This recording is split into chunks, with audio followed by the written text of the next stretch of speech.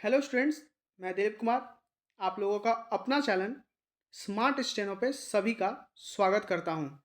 आज हम लोग प्रतिलेखन संख्या 58 को लेंगे। आप लोग जैसा देख रहे हैं, इसमें टोटल 500 शब्द होगा और 50 का स्पीड होगा जो जेएसएससी ने बोला है, और उसी के अकॉर्डिंग मेरे सारे जितने भी पिछले वीडियो में आप जाके देखिएगा तो सारा आपको इसी तरह का मिलेगा वीडियो। और एक 80 का स्पीड दूंगा जो कि आप लोग का स्पीड बढ़ाने के लिए और किसी भी एग्ज़ाम के लिए काफ़ी होगा। इस बार थोड़ा सा वीडियो मेरा लेट से आ रहा क्योंकि मैं थोड़ा सा क्लास लेने में व्यस्त था, टाइम नहीं मिल पा रहा था। लेकिन अब से मैं वीडियो पूरा रेगुलरली आप लोग को दे पाऊँगा।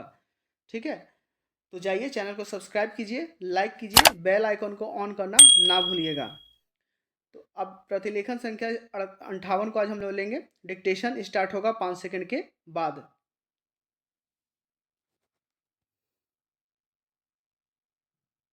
स्टार्ट।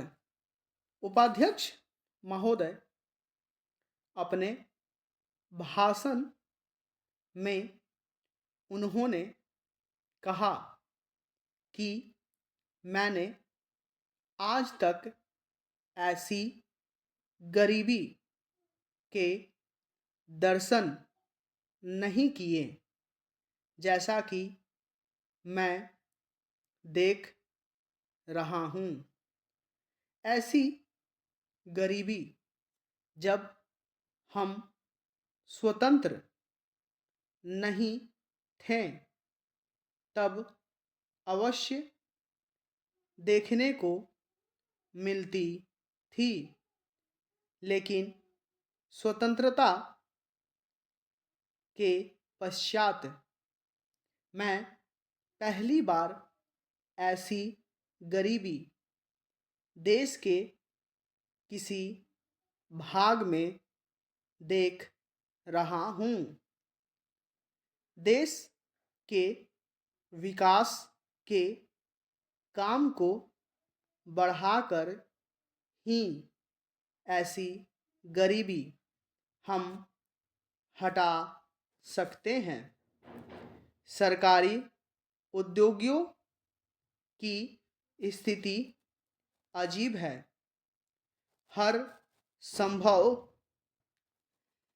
कोशिश से और सद्भाव बनाकर सरकारी उद्योगों के कर्मचारियों को आप अच्छा वेतन देते हैं और उन्हें रहने का अच्छा स्थान देते हैं, फिर भी घाटा होता है और देश का नुकसान होता है।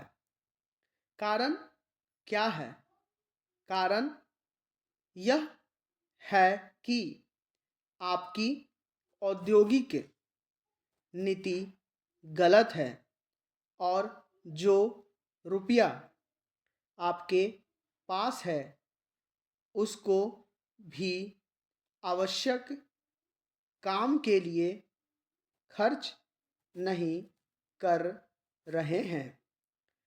एक तरफ बोकारो के लिए 600 करोड़ रुपया रख रहे हैं और दूसरी ओर राजस्थान नहर को पूरा करने के लिए आप कहते हैं कि हमारे पास पैसा नहीं है।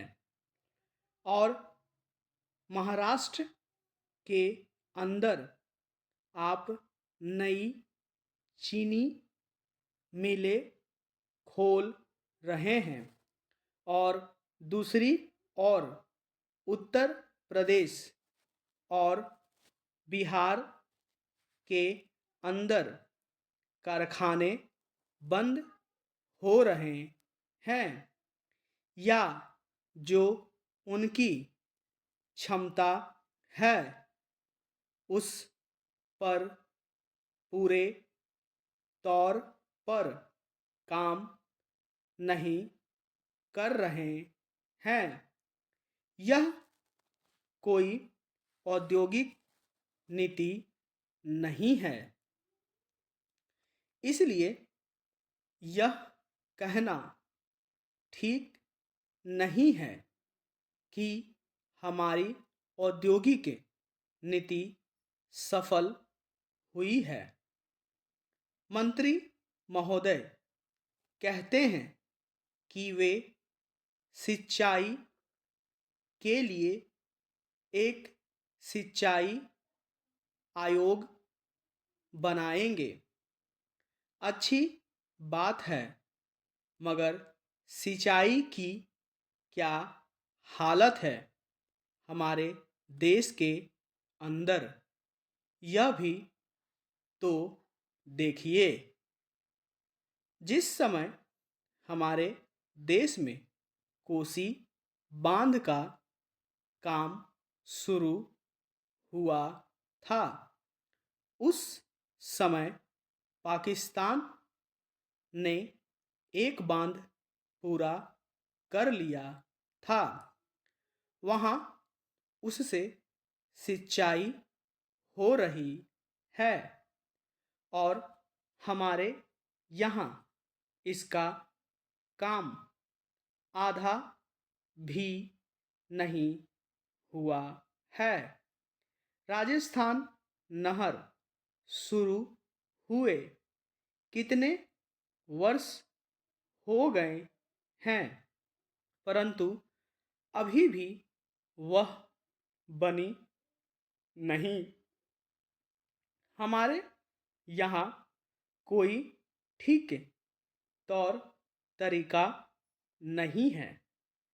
मंत्रियों और सांसदों के मकानों के लिए करोड़ों रुपए निकल सकते हैं, मगर देश के उद्योग के लिए, देश के किसान और मजदूर के लिए जो रुपया चाहिए वह नहीं मिल सकता। उसके लिए रुपया नहीं दे सकते हैं। यह कोई उद्योग नीति नहीं है, यह एक खिलवाड़ किया जा रहा है। मैं कल सदन को बतला रहा था कि कुछ सड़कें विश्व बैंक की सहायता से बनने वाली थी। मुझे आपसे यह भी कहने का साहस हो रहा है कि सरकार ने इस समय हमारे पहाड़ी क्षेत्रों को पूर्ण राज्य का दर्जा दे दिया है। आज तक तो वे बिल्कुल पिछड़े हुए थे। मैं आपसे यह कहने का भी साहस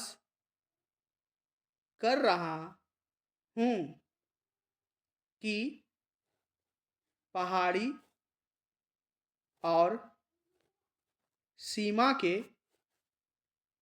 क्षेत्रों को